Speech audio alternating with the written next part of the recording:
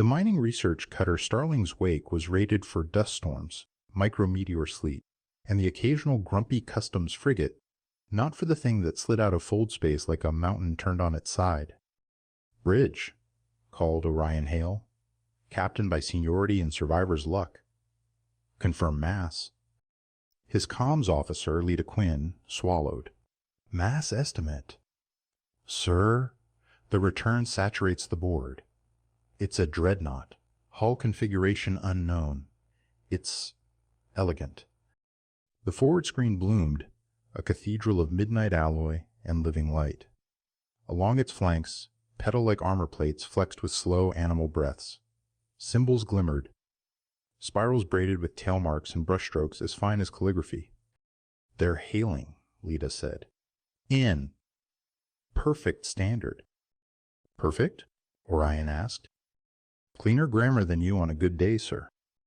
"Put them on," Orion said, trying to flatten the quiver in his voice. The screen shifted to a bridge that seemed grown rather than built, ribs like lacquered wood and constellations tangled in glass.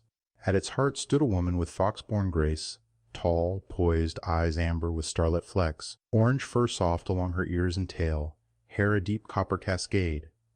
When she spoke, harmonics threaded the air, and the Wake's bulkhead sang a faint, sympathetic chord. "Captain Orion Hale of the Starling's Wake," she said, making his name sound like the opening line of a poem. "I am Queen Vessa Rhyx of the Kitsunari Conquered. We must talk." Orion's mouth found protocol before his brain could flee. "Your Majesty, it's an honor. We weren't aware the Concorde traveled this sector." "There are many things humans are not yet aware of," Vessa said, not unkindly. "This conversation is safer aboard my vessel. You will come alone." "Majesty," Lita interjected, "our regulations—" "Regulations," Orion finished gently, "were written for scenarios lacking crowns and dreadnoughts. Your Majesty, perhaps a neutral platform?" Vessa's ears tilted, haloed by soft light. "Captain, my lances are targeted at precisely 22 critical points on your ship. I can peel your hull without ruffling a single hair on your crew. Or I can sheath my claws. The decision is yours." Orion blew out a slow breath. "When you put it like that, your shuttle bay coordinates?" A small smile, quick as a flicked tail, transmitting. "And, Captain—" "Bring your humor. Our conversation may require it." Gravity flexed as the Wake accepted a docking beam. Orion tugged his jacket straight, glanced back at Lita. She gave him a look that said, "Don't die, and don't you dare make that the plan." "Back soon," he promised, which in his experience was one of the universe's favorite jokes. The dreadnought's reception bay curved in ways blueprints should prohibit, its floor a river of dark glass swirling with constellations. Scent logic machines diffused faint ozone with bright notes of citrus and rain-chilled stone. Ornamental drones carried lanterns that floated like captured dawn. Vessa Rhyx waited with 2 guards in lacquered armor shaped like leaves. Up close, every motion of hers was a study in control, a step that ended exactly where intended, a glance that landed like a seal imprinted in wax. Her orange fur caught the light and returned it warmer. "You came," she said. "You leveraged very persuasive arguments," Orion replied. "And very large cannons. Your first transmission 3 years ago, when the Wake tumbled through the Kepler-9 gravity braid," Vessa said lightly, head tilting, "was... This is either going to be brilliant or briefly stupid." Orion stopped dead. "You've been watching us for 3 years?" "Longer," she said. "Humans fascinate us, individually fragile, collectively improbable. You in particular do unlikely things for inconvenient reasons. That sounds like an accusation dressed as a compliment." "It is an invitation, Captain." She led him through a corridor where the light pulsed with a heartbeat he couldn't quite sync to ship time. They entered a chamber with seating that folded like paper and knew his shape before he lowered himself. A panorama of stars curved around them. Vessa sat opposite, folding her tail with ceremonial care. "What do you know of desire?" she asked. Orion blinked. "Is this a trick question or a philosophy exam?" "Neither. Among the Kitsunari, we optimize. Desire complicates optimization, yet sometimes generates solutions logic does not approach.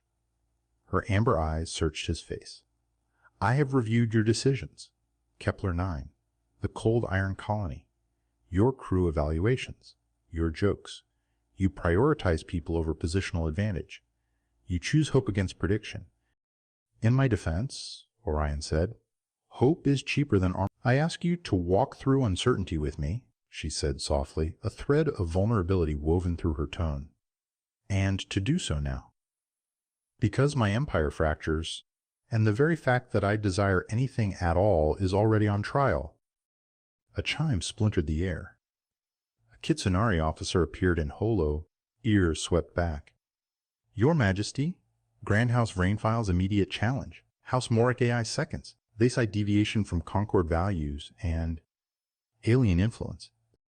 Vessa's expression cooled like Kench steel. Timeline? 48 hours to answer. Or abdicate. The holo died. Vessa stood very still, then exhaled. Captain Hale, I invited you to learn. It appears we will begin in fire. Kitsunari banquets were warfare-wearing jewelry. The hall could have housed the wake in its eaves. Glassy pools reflected constellations that weren't on any chart Orion knew. Drones poured drinks that glowed like nebulae.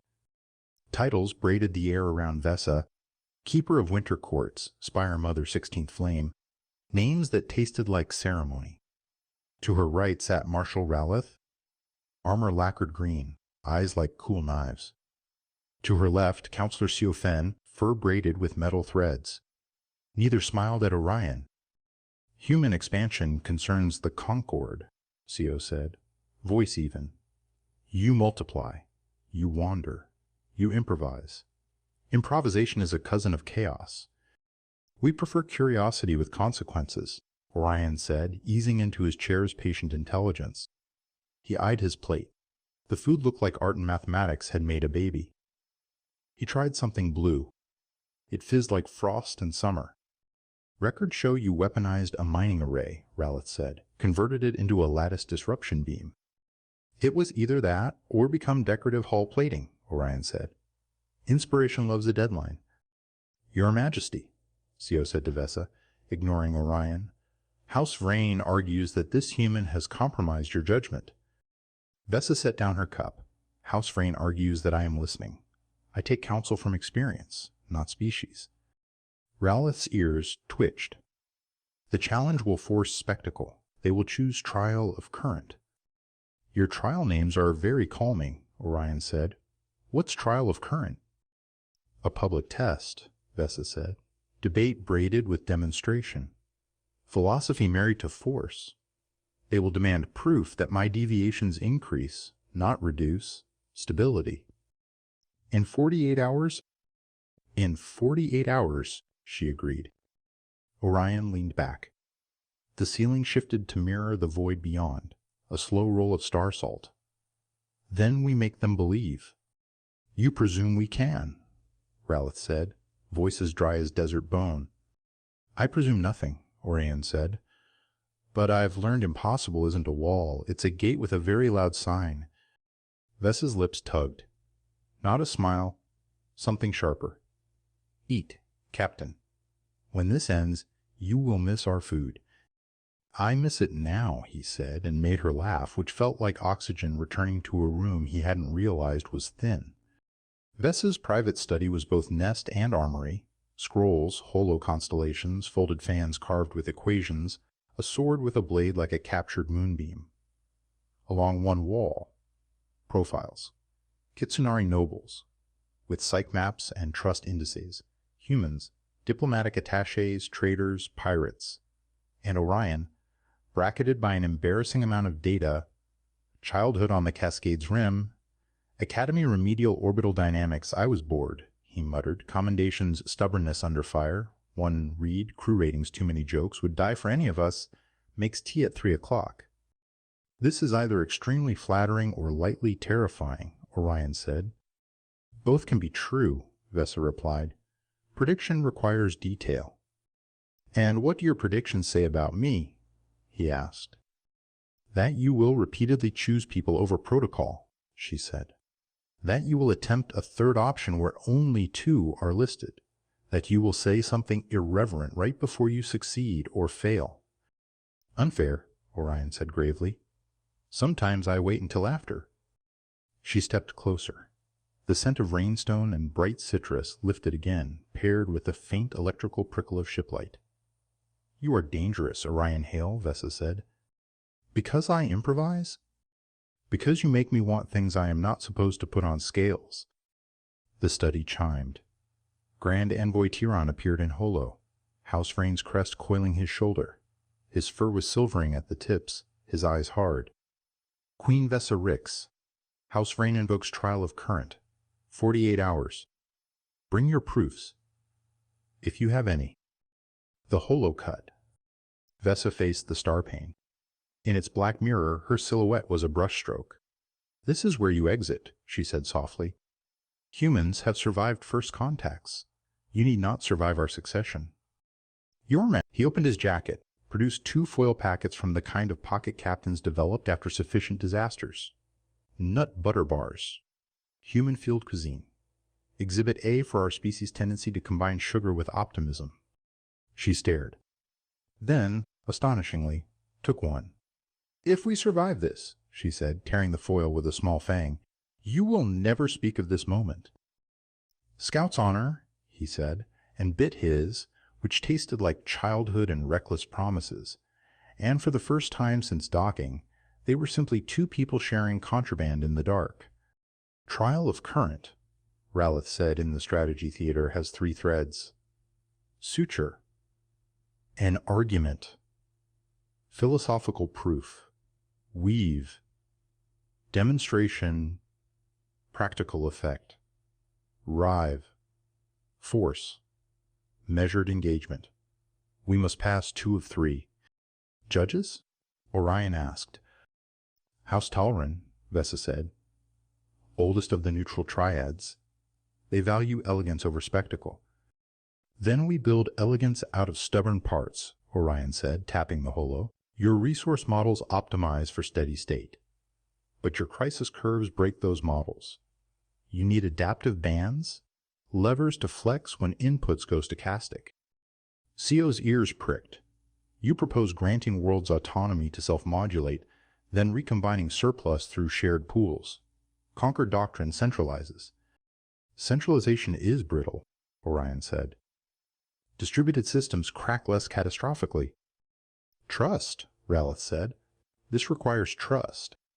Humans run on it, Orion said, badly, noisily. But it scales when shared. Vessa watched him. We anchor suture with doctrine reframed, she said. Weave with tools to prove it. Show them your kitsune getting messy, Orion grinned. Make it beautiful. Make it undeniable. Ralith exhaled through his nose. And rive. Orion rotated the display, layering fleet positions, Vrain, Moric AI, Talrin observers, Vessa's loyalists. They'll provoke a skirmish to showcase your compromise. We pick the battleground. We pick the metric. We win by preventing destruction. CO folded her hands. You would win a fight by refusing it. We'd win by refusing to let them define victory, Orion said. They expect dominance, offer preservation. It's slower to applaud, but louder when it comes. Vessa's tail flicked once, decisive. We braid it, she said. Make them feel what we mean. And if it fails? Ralith asked. Then I'll make better tea, Orion said softly, for whoever's left. Silence. Then Vessa smiled, small and sharp. Prepare the braids. The trial chamber wasn't a room so much as a suspended pearl, a translucent sphere adrift between fleets. The universe pressed its face to the windows, curious. Kitsunari script scrolled like brushfire around the rim. Opposite Vessa stood Lord Vrain Tiron, silver-tipped fur neat to cruelty. Beside him, Lady Moric AI Dalen, armor black as clinic glass. Between them, the triad of Talrin judges, tails folded in symmetry, faces unreadable. Queen Vessa Rhyx, Tiron intoned, you stand accused of deviation. Prove your variance increases stability. Vessa inclined her head. We reframe stability, she said, voice a bell. Not a line. An envelope. Not a fixed point. A riverbed with floodplains. Concord doctrine speaks of balance. Balance is not stillness. It is correction. A ripple. Doctrine quoted felt less like heresy. Proof, Dalen said. Captain Orion Hale, Vessa said. Speak. Orion felt 1,000 eyes land. He swallowed, found the edge of his courage, and stepped off it. Humans are terrible at perfection, he began. We're good at not collapsing. We build systems that bend. We argue. We patch. We share dumb snacks at 3 o'clock and somehow keep going. Our best trick isn't logic. It's repair. He called the holo models of conquered logistics, then his adaptive overlays, bands that widened under stress, valves that opened and shut based on local sensors, decision rights flowing to the edges and back like tide. You fear chaos, he said. This catches it with nets. The judges leaned forward as one. Dalen sniffed. The nets require worlds to choose properly. Choice is variance. Choice is practice, Orion said. Responsibility learned by doing. You can centralize and fail everywhere at once, or distribute and fail in small, fixable ways. Your Majesty's plan builds muscle where your empire has bone. Vessa's tail curled in a satisfied tilde. Suture, she said, is anchored. The judges conferred, tails making small, tapping counters. Then, proceed to weave, the center judge said. Tyrion's mouth thinned. The demonstration deck reconfigured into a garden. Terraces of black soil stitched. Technicians in russet coats released micro-rains. The terraces drank. The map pulsed. On 3 worlds, supply spikes. On 2, drought simulated. The Foxfire mesh shifted valves without orders. It loaned water, withheld fertilizer, compensated for a mining strike on a moon called Aster Red. Dalen's ears flattened despite herself. You're doing centralized logistics without central commands. Distributed intelligence, Sio said calmly, stepping from the crowd. We thought the word heretical. Then we tried gardening. A trainee, little more than a kit with oversized gloves, misplugged a valve. An overflow bloomed. The Foxfire caught it, braided new channels, hummed.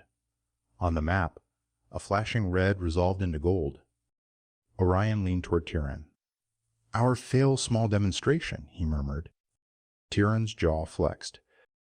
The judges asked for numbers. They got them. Loss curves shrinking, yield variances dropping, response times halved, trust obligations recorded in elegant markers that glowed when met. Your anchor holds, pronounced the lead judge. 2 threads braided. Rive remains. And here, Tyrion said, recovering his poise like a blade drawn from oil, you will break. The battleground was chosen, a belt of glittering shards around a blue dwarf, where sensors faltered and pride rose. House Vrain's demonstration flotilla entered in a neat spear. House Monarch AI patterned behind like a shadow. Vessa's loyalists spread like a cloak. The Talrun observers watched from their pearl. Metrics? Orion said, fingers white on the console edge. Damage index under 2%. Civilian traffic zeroed. Energy ratio favorable. House Vrain opens with a glacier lance, Ralith reported. Pretty. Let it bloom, Vessa said. The lance fanned a plane of icy light. Vessa's ships curved around it, laying down soft walls of gravitic foam. The lance hit nothing that mattered and dissolved into theatrical frost. Return nothing, Vessa said. Majesty, Ralith protested, we can... Return nothing, she repeated, tail cutting the air. Make them bite water. Vrain switched to Harrier's waspish craft meant to sting and scatter. Vessa's screens bent, shaping lanes that guided them into eddies where their thrusts spiraled. Orion watched the Harriers bleed momentum into the belt's subtle drag, caught by fields like silk. One by one, they lost appetite and drifted home. House Monarch AI, CO warned, deploys needle suns. Tiny starlets ignited along vectors, piercing screens. Vessa flicked 2 fingers. Foxfire sheaths, grown from the same mesh as the garden, unfurled around vulnerable nodes. The needle suns flicked out when they touched the fields, like matches hit by rain. "Majesty," Orion said quietly, "now?" She nodded. Her voice threaded command. "Vrain, monarch AI. Observe this shape." Her flotilla rolled into a cradle. Curved shields braced against the dwarf's wind. The cradle gathered stray energy, then exhaled it harmlessly into space, painting a ribbon of aurora. Every strike from the opposition fed the cradle, and every feed ended in art. The judges pinged a verdict. Damage index, 0.6%. Civilian interference, nil. Stability maintained with grace. Tyrion bared a tooth. "You didn't win." "We refused your definition of victory," Vessa said, and for the first time since the docking beam, Orion saw the Queen who had built a mysterious empire out of winter discipline and patient flame. The pearl chamber filled with the sound of tails tapping, a formal drum roll. The Tauran triad raised fans carved from translucent bark. "By suture and weave and rive, we find Queen Vessa Rhyx's variants acceptable," the lead judge intoned. "More! Admirable! House Vrain's challenge fails. House Monarch AI's echo dissolves." Dahlon's eyes flashed. "Tauran grows poetic." "We grow pragmatic," the judge replied. "Your stability was a sculpture. Hers is a river. Rivers carry empires farther." Tyrion inhaled to protest. Vessa lifted a hand. "House Vrain," she said, "I would rather you remain my critics than my enemies." "You would rather we become your students," Tyrion replied. His gaze flicked to Orion.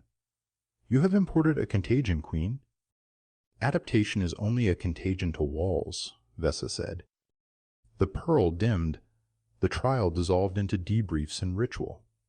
Orion found himself leaning on a railing, watching the dreadnought's inner stars reorient, when Vessa stepped beside him, the light catching the orange of her fur and setting it briefly on fire. "You didn't leave," she said. "You asked me to walk through uncertainty with you," he answered. "It had good scenery." "House Vrain will bide," she said. "House Monarch AI will not.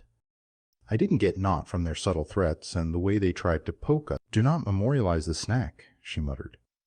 "Come, there is more to build. 6 months is not enough to make a station breathe, but it's enough to shape a rib cage. Harmony Spindle, the first joint conquered human research hub, spun above a pale planet like a needle threaded with lights. Kitsunari lattice studs embraced human trusses. Their welds glowed warm where two technologies learned to share a language. Orion stood at an observation deck listening to the duet of two drives syncing. Conquered pulse and human hum. When Vessa joined him, plain tunic, no crown. Even so, rooms changed shape when she entered. "The council approved the second braid," she said. 12 joint colonies, 15 research corridors, a treaty that keeps the word maybe alive. "How do you feel?" Orion asked. "Like I am sprinting across frozen water with a crowd behind me and a song stuck in my head," she said. And then, after a beat, "Happy." He turned. "That sounds like it." She considered the station's slow rotation. "When I first told you I desired you, I used the wrong grammar. I thought desire meant proximity. I have learned it means direction. You are a vector I choose when outcomes are not yet named." "That's science flirting," he said, smiling. "I approve." Something in her expression softened. "Your people wear rings," she said. "You argue about dishes. You create rituals for remaining. The conquered scorn such public asymmetries. But I have begun to envy them." "We can steal the parts we like," Orion said. "We're good at that." "We will get caught," Vessa murmured. "Then we'll apologize with tea." "Tea is not enough," she said, and closed the remaining distance, the light of the spindle threading her fur with copper fire. He met her halfway, and in that kiss, careful, testing, bright, two empires stopped being theory for the space of a breath. Joy never travels alone. It arrived with its brother warning. 3 weeks after Harmony Spindle lit its third ring, a convoy vanished on the Blueway, the trade lane braided by Concord and human buoys. Ralith's message came terse. Ambush. No debris. Buoys blinded. Vessa's council split. Co argued for investigation and restraint. Ralith recommended swarming force. Talrin advised patience. Orion listened, then asked, "Where's House Kuyo?" Blank looks greeted him. Vessa's ears pricked. "They abstained from the trial," she said slowly. "Oldest smelters?" "Quiet as archived snow." "Quiet is a verb," Orion said. "They're doing something with it." The Kuyo domain, when Harmony's envoy arrived, felt like a pause in a poem. Mines slept. Smelters exhaled last winter's air. In a cavern under a mountain, Orion found the first proof. Foxfire mesh stolen and retuned to gag buoys. "Someone taught them to strangle our own nerve," Co said, tail fraying with fury. "Not someone," Orion murmured, turning the mesh. "Some idea, xenophobic maybe. Or just tired of new music." Vessa gazed down at the glittering theft. "Bring me the names." They followed the threads to a dark chapel grown into algae glass, where a crest hung in smug geometry. Monarch AI. Lady Dalen didn't plan to lose a trial. She planned to turn acceptable variants into... She invited wolves. Vessa's hand tightened once at her side. "Not wolves," she said. "Foxes with rabies." "Charming," Orion said. "What's the cure?"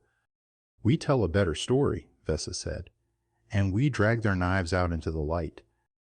The op was quiet. It had to be. Harmony's younger engineers built a lantern, a beacon that made Foxfire sing a note only loyal mesh could harmonize. Ralith's skimmers played decoy. CO's analysts wove a map of probable choke points. Orion drank bad coffee and tried not to name the fear rubbing his ribs. They found the ambush nested in the debris ribbon, a graveyard where old wars left bones, Kuyo skiffs hid in hulls, Monarch AI interceptors tucked in the shadow of a broken moon. The lantern glowed. Loyal mesh hummed. The thieves' net tried to gag, and instead coughed up its secrets into the open. "Broadcast," Vessa said, tail steady. "Everyone watches." The spindle's feeds lit. Humans and Kitsunari alike saw Monarch AI's manipulation, Kuyo's desperation, and a dreadnought that refused to answer violence with annihilation. Instead, the Concord corralled. It herded ships out of their own trap. It opened corridors with gentle knives. It escorted offenders to a court lit by the lantern's tone. When it was done, Dalen's crest looked dull. "House Monarch AI," Vessa said, voice low over 1,000 channels, "you feared variance. You created more." Dalen's eyes were the color of old metal. "You will regret mercy." "Mercy is a bridge," Vessa said. "We need bridges." Kuyo's elders bowed their heads. "Our fear is old," one said. "Teach us newer. Someone leaves good breadcrumbs," he answered. "Crumbs are not snacks," she muttered. "Disagree." She bumped his shoulder with hers, a gesture so small and domestic his lungs lurched. "Come," she said softly. "We have a treaty to write, and a tea to improve."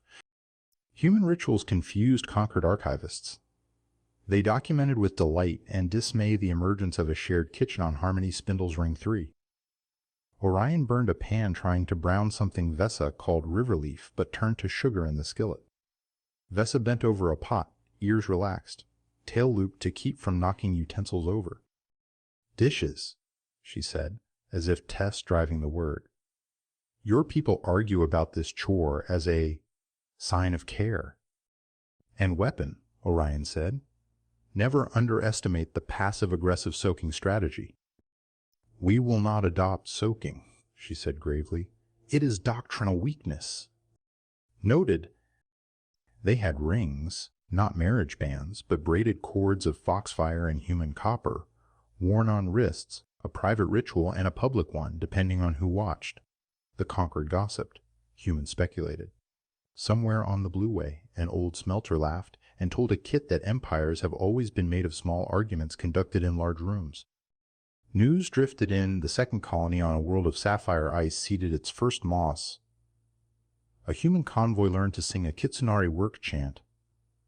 A Concord scholar published a thesis titled, Variance as Hospitality. Your empire is weird, Orion said.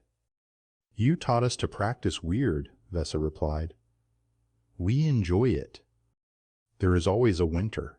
It came as a flare at Karstvel, a chalky world whose tunnels ran like veins. A storehouse burned.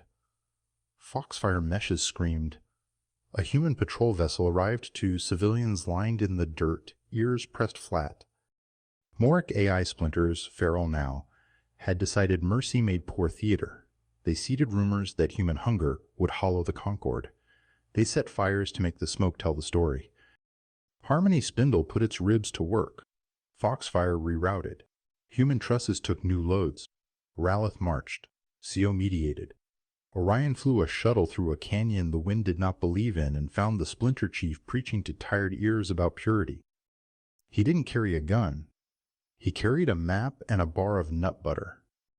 Try this, he said, holding the bar out to a kit whose cheeks were gray with ash. The kit stared, then bit, then made a sound like a surprised son. What are you doing? The Splinter Chief demanded. Insult curled around his tail. Commencing my cultural offensive, Orion said mildly. He unrolled the map. Here's what happens if you chase purity. Your tunnels fail in 7 years. Here's what happens if you chase enough. Your kits stay fed. Here's what happens if you call my queen soft. You learn what a cradle feels like when it tightens. The chief looked at the kit, licking sugar off her fingers. He looked at the map. He looked at the sky, where Harmony's lantern was already glimmering, singing a note that promised both witness and consequence. He put down his knife. Treaties are not endings, they're weather forecasts. Harmony Spindle grew its fourth ring. The Blue Way crowded with ships carrying history and arguments. The Concord adopted 2 human holidays and invented a third that involved fake snow and very real tail ribbon contests. Ralith learned to tell a joke that made engineers cry. CO wrote a cookbook titled Systems and Soups. In the observation garden, under leaves that drank starlight and gave back shade, Orion and Vessa watched a training flotilla practice the cradle. A generation learning how to refuse a fight with grace. When I first saw you, Vessa said, you were a dot walking into a lion's mouth, and the lion had orange fur and very precise grammar. Orion murmured. I still desire you, she said. But now I understand that desire is not the point. The point is practice. To choose, again and again, the vector that builds. Even on days we're tired, he said. Especially on those, she replied. Her fingers found his. The foxfire cord at her wrist warmed where it touched his copper braid, and the mesh hummed a low content note, like a tea kettle reaching just under boil. He looked at the wide scatter of lights.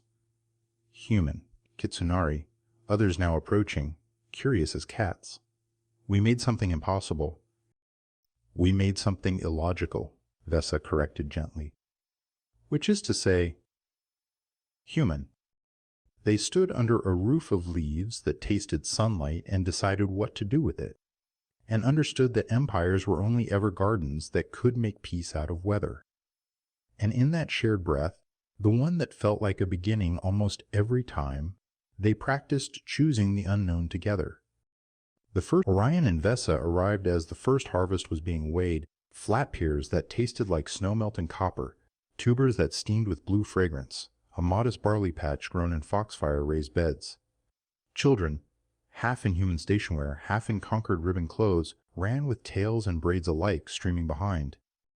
Governor Mara Ilian Human, former freighter union lawyer and steward Kaishi Fen Kitsunari, cousin to Sio, quick-eyed briefed them in a dome smelling of sawdust and wet rope.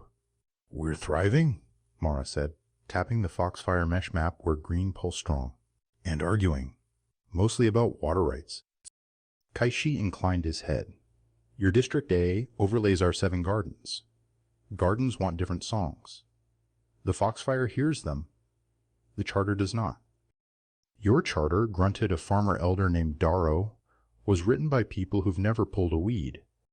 The charter, snapped Helmy, a human engineer whose hands were perpetually smudged with sealant, keeps us from turning the river into a sprint race for whoever yells loudest. Vessa listened, tail slow. Orion paced the river after, boots dark with spray, while children dared each other to run on the basalt ribs. "We need a commons floor," he said finally. "Not just water quotas. Guaranteed minimums, plus a mechanism to trade rights above that floor." Mara rubbed her temple. "So, an order book for water." Kaishi's ears pricked. With Foxfire as a market maker, preventing horde and famine. Helmy made a face. "You're going to finance the river." "We're going to teach the river to remember favors," Orion said. "Debt is story, not shackle." Vessa's gaze gentled. "Stories keep villages. Write one both sides can tell." By dusk, the commons floor draft existed in messy script and wet footprints, and an old farmer and a young engineer found themselves arguing smilingly about trading shade, the way Willow Rose cooled canals and whether shade time could be credited like water itself. Twin Reach slept to the sound of a ledger learning to sing. The commons floor debuted with caution and a potluck, breads braided with river herbs, skewers of lakefish glazed in citrus. A tea, Vessa insisted, had been improved it had. Foxfire columns rose from the bank, faintly humming. When a family pulled more water for late planting, the mesh displayed a soft pleas to neighbors upstream, offering future favors: surplus of shade, labor hours, stored barley, repair slots for pumps. Debt records floated as lanterns with names, not numbers, until settled, then fluttered like extinguished moths into the mesh's memory. Old Darrow grunted, unimpressed, until his grandson burst in breathless. The north ditch broke. "We're losing flow." Dozens sprinted. Foxfire had already sent the pleas to those with surplus. Within minutes, upstream families released extra and downstream crews patched clay. Lanterns blinked from pleas to thanks. Darrow squinted at the mesh, looked at Helmy, and choked out the ancient words of concession. "I owe you shade." Helmy lifted her chin. "I'll take 2 afternoons after heat peak. And you show my interns your willow tricks." Vessa watched the exchange like a scholar witnessing a new grammar take root. "Suture?" she murmured. "Weave?" Orion bumped her shoulder. "Rive if someone hogs?" "Someone will," she said, ever realistic. Then we practice consequence. Practice arrived sooner than philosophy preferred. A merchant syndicate tried to corner flow credits, buying please request cheap and reselling thanks dear. Foxfire flagged the pattern. Kaishi convened a common circle under lanterns. No one jailed anyone. Instead, the circle redesigned fees. Trades under drought conditions required face contact. A party must sit with the thirsty before setting terms, and Foxfire refused anonymous aggregation. Profit shrank to honest margins. The syndicate folded into work crews, grudging, sweaty, fed. "Finance that smells like wet rope?" Mara muttered, notably happier than when ships smelled like debt collectors. Twin Reaches River braided 2 languages without ever learning District A. News rarely knocks. It wedges a foot in the door while you're stirring soup. Harmony Spindle's 4th ring had just lit when the Blueway sang a wrong note, a harmonic smear across the buoy net. The lanterns didn't harmonize. They warbled. Ralith's message burned Orion's desk. Convoy Marathon missed 2 pings. Last seen near Glassfold. Glassfold was a shard field shaped by an old collision, planes and slivers of crystal ice spinning in measured ballet. The lantern should have been loud there. Instead it whispered. Vessa and Orion rode a corvette with a CO's analysts found it first. A Moric AI ghost net, not to snare ships, but to scramble trust. Messages arrived late or inverted in tone. A request read like a threat. A thanks like gloat. 2 captains had already misinterpreted pings and veered into each other's shadows. "We don't need torpedoes," Orion said, bitter. "Just make friends sound like liars." "How do we fix mishearing?" Vessa asked. "Louder truth," he said, and called for a choir.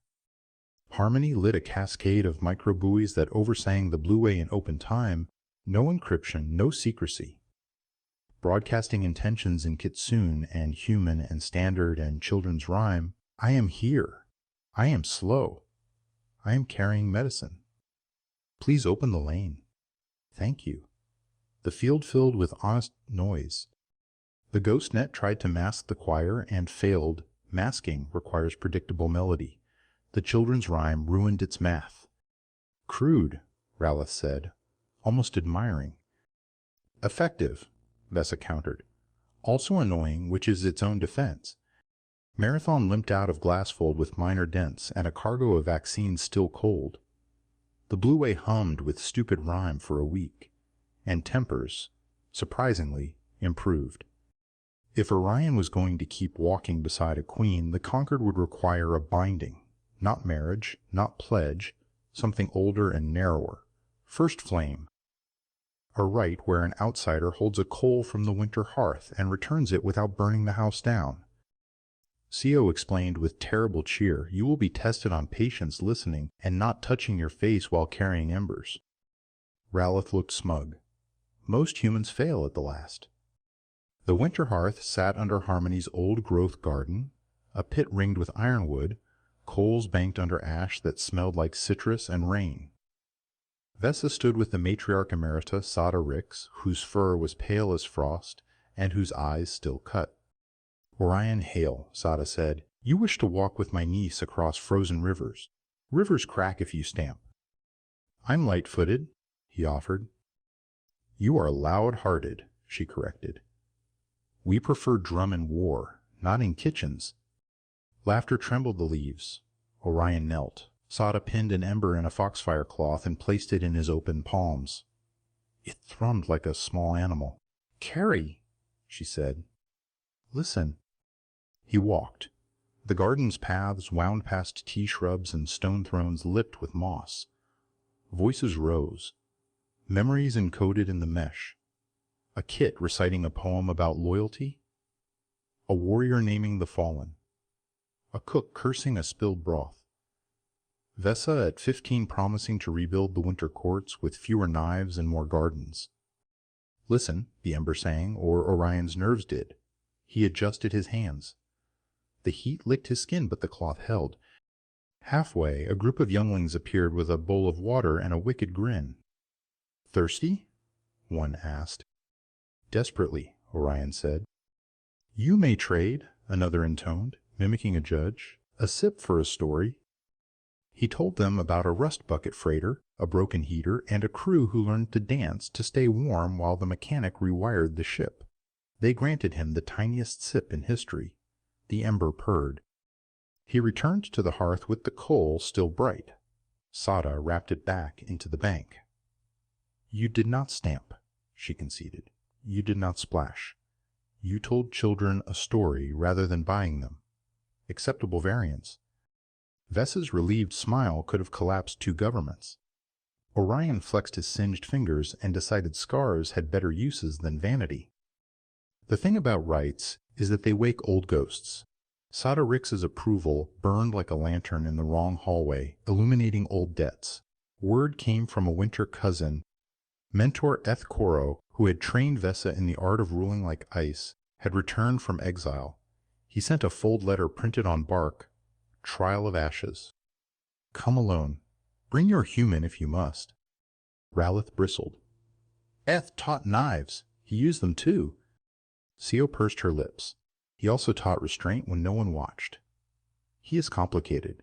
Which is worse? Alone? Orion asked. Vessa's ears dipped. He knows me. He will find the softest place. Then let's make it a net, not a soft place, Orion said. We go, not alone. They traveled to Cradle 4, a mothballed stronghold on a world of red sand and thin rivers. The winter courts had trained children here. Run until your breath is thread. Learn the names of winds. Decide when to drink. Eth Koro waited in a courtyard paved with fossil shells. He wore no crown. His fur was iron. His eyes measured and sad. Vessa Rhyx, he greeted. using a name that tasted like her childhood. You learned to garden. Will you still cut? I prefer to prune, Vessa said. But yes, if required. Eth inclined his head at Orion, and Eth led them into the Hall of Names, where walls breathed script. Warriors, healers, traders, gardeners, winter counted all. Kitsunari memory isn't family tree. It's forest notebook. Your first cut, Eth said, was 7 Tal, a cousin who sold convoy routes to pirates. You chose death. Defend that choice. Then undo it. Vessa's ears flattened. He killed 37 by his cut. And you killed 1 by yours, Eth said. Weighing is easy when one scale pan is empty. Memory makes both heavy. Orion listened to the hall.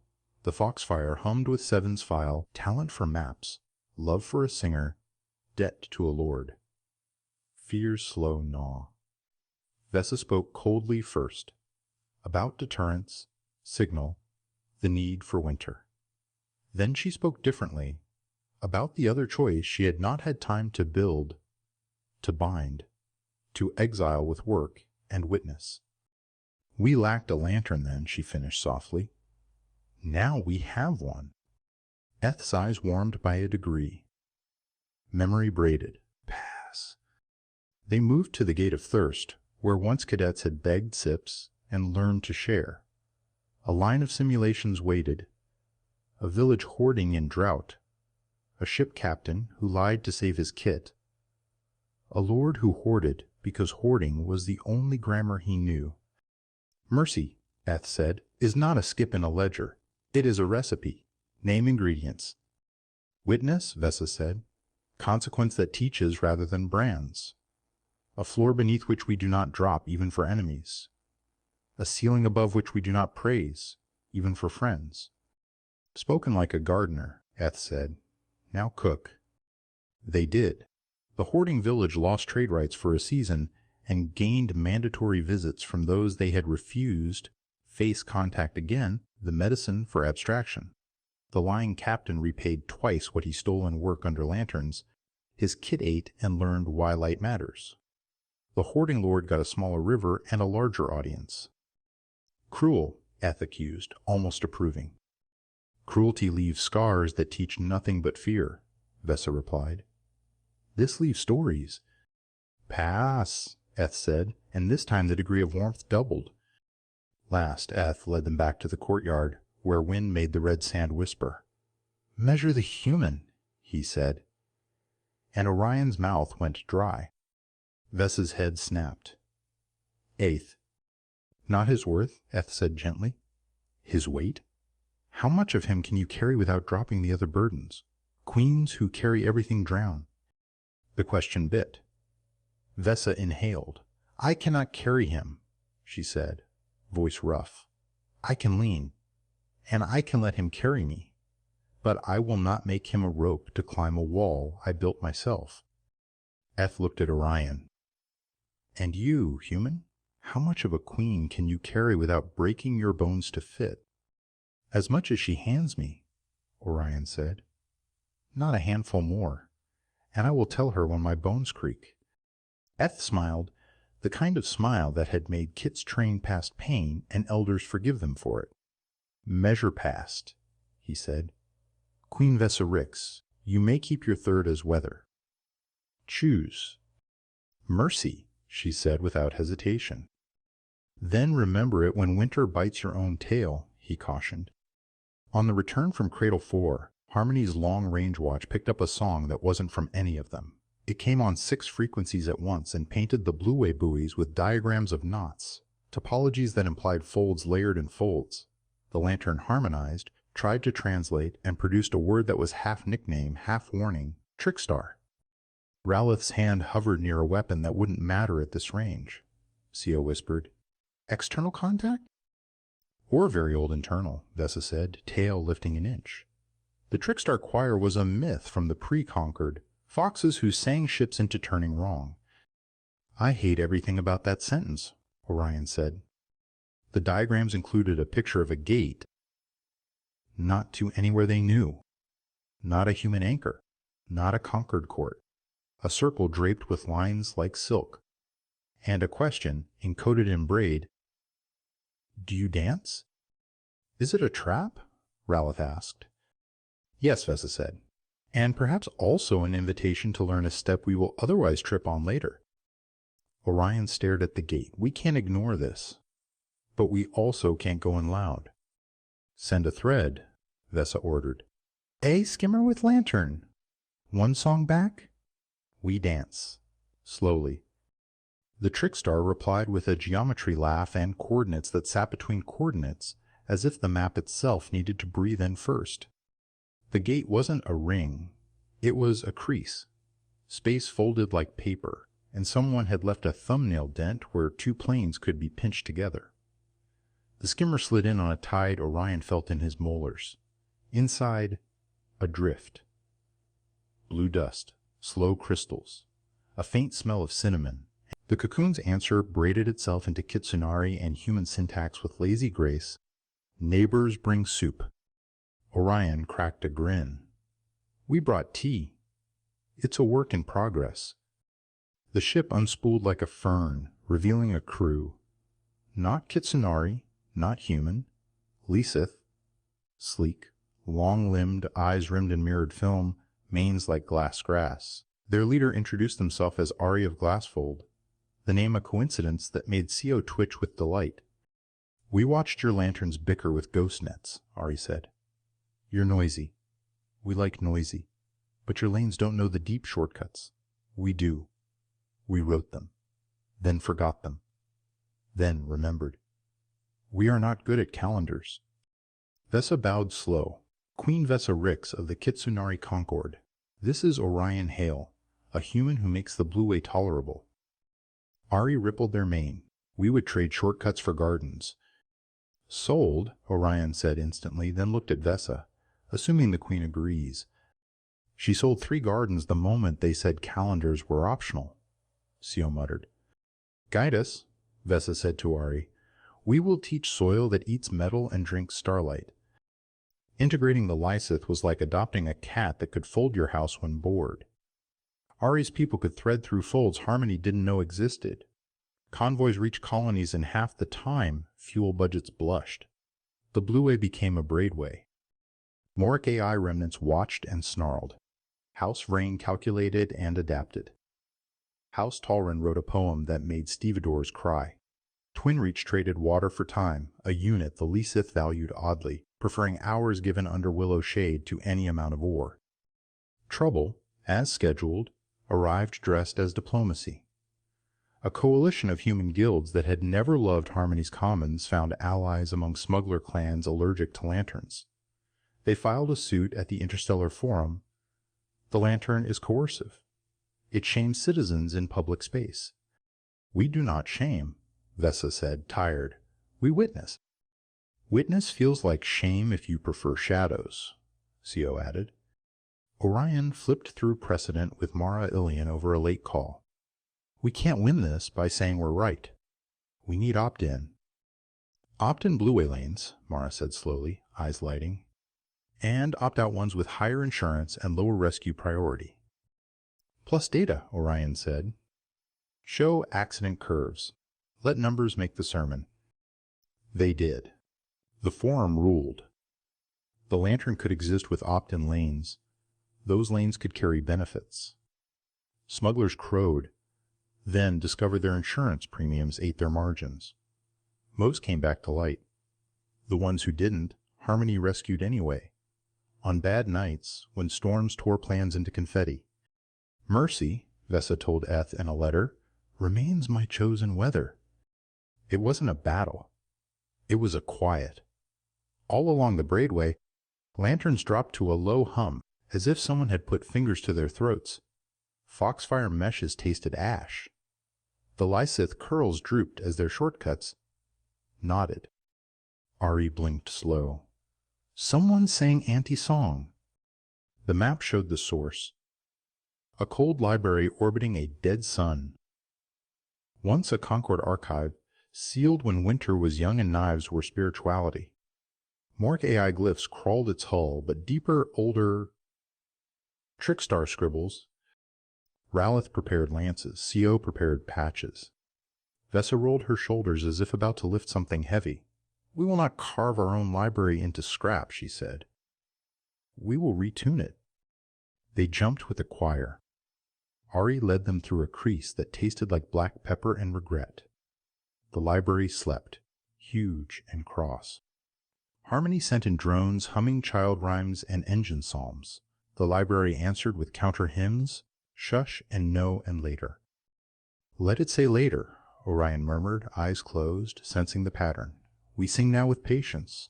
We braid calendars. Vessa stepped into the choir, voice low and narrow and exact. She sang winter, not denial, but timing, not punishment, but season. The foxfire picked up her tone. The lanterns matched. Ari whistled harmony that sounded like a glass blade touching water. The library sighed.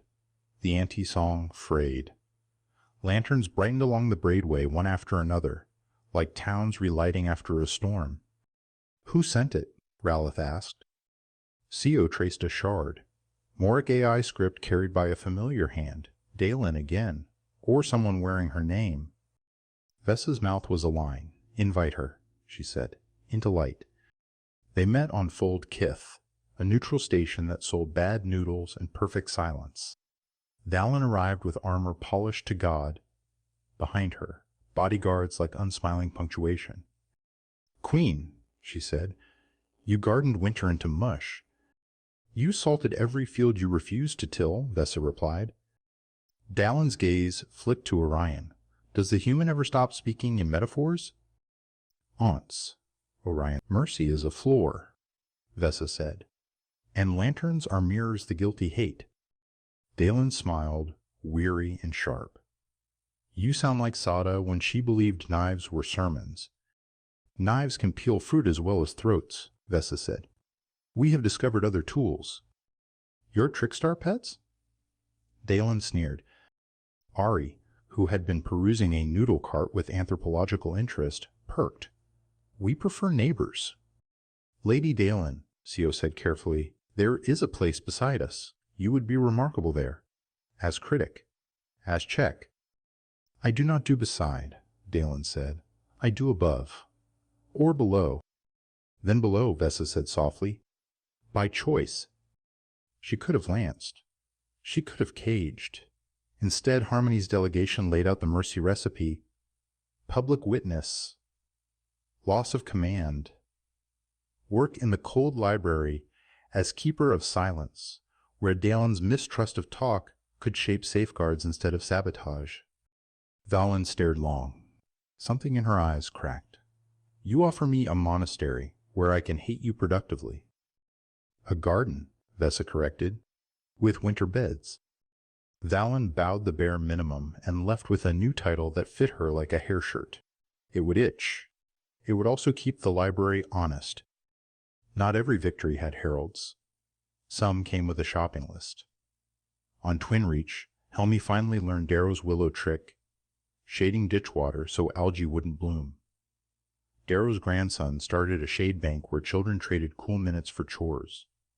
Mara legalized argument days, scheduled hours when citizens practiced disagreement with tea and timers. Keishi wrote a pamphlet. Face contact. A practice, not a punishment. On Harmony, a Lysith child and a Kitsunari kit built a fold kite that kept escaping into service ducts, and Orion spent an afternoon crawling after it, banging his head and teaching 3 small people swear words they promised never to use near lanterns. Vessa watched, tail looped, mouth soft. This, she said, is why we made noise. Because it's funny when my head hits a pipe, he asked, rubbing a bump. Because empires exist so children have ducks to get lost in, she said, and gardens to be found by. They argued about dishes later. They both did them. It wasn't a grand gesture. It was a habit. Sometimes the hardest thing. The braidway spread. Lysith knots mapped to Concord beds. Human freighters humming Kitsune folk songs off key, lanterns learning new chords and old mercies. House Rain became the loudest critics inside the tent and thereby indispensable. Lady Dalen's Monastery of Silence developed protocols for when lanterns should go dim, She sent Vessa a letter once, containing only 3 words, "I remain necessary." Vessa wrote back 4, "So does your winter." Ari worried time like string, then handed Harmony a gift, a map to a wormhole, a place where energy fell uphill and engines grew smug. "You will need this," Ari said. "Not now. Later. When weather breaks." "What kind of weather?" Orion asked. "The kind all gardens face," Ari said. "Flood, drought. A visitor who eats the mulch and calls it religion. Be ready." They were, and they weren't. No one ever is. But when the sky did something absurd and the lantern coughed and the braidway trembled, there were children who knew both rivers' names, elders who measured shade like currency, queens who chose mercy as weather, humans who carried coals without stamping, and neighbors who folded space like paper cranes and brought soup when calendars failed. They danced. Slow, then faster. Through a step they had taught each other. It was illogical, impractical, and it made the universe feel less empty, which, around here, counted as a plan. On the day Harmony's 5th ring came alive, the station smelled like hot metal and river mint. Work crews drifted past the observation garden in a slow parade of scuffed boots, ribboned tails, and lisseth braids that chimed like glass when they laughed. Down on Twin Reach, the water ledger pulsed green gold across the commons floor. Upstream families were trading shade for labor while Willow Leaves ticker taped the canal. Out along the braidway, lanterns held their notes, some bright, some hushed by Lady Dalen's new quiet hours, and convoys moved like patient constellations stitched to a living map.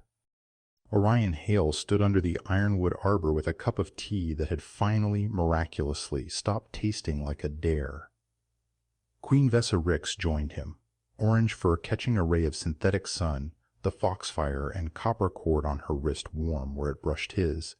Together they watched a training flotilla practice, the cradle, young captains learning how to refuse a fight with grace and make art out of incoming fire. "Report?" Vessa asked, voice light with the old discipline that had learned new verbs. Twin Reach cleared its "And you did the dishes," Vessa said. "I did half," he said. "We're a coalition." She angled a look at him that melted empires. "Then let's make it a treaty. No rings." They had already chosen cords. "No crown." She wore the work tunic she never truly abandoned. In front of the ironwood they spoke a compact built from their messiest tools. "We will tell each other when our bones creak. We will choose the vector that builds. We will practice mercy as weather and winter as memory. We will carry coals and not stamp. We will argue, then make tea." Outside, a new convoy winked into view. Humans humming Kitsune folk songs off key. Kitsunari answering with an earth lullaby. Lysith braiding the lane through a crease that smelled like cinnamon and old thunder.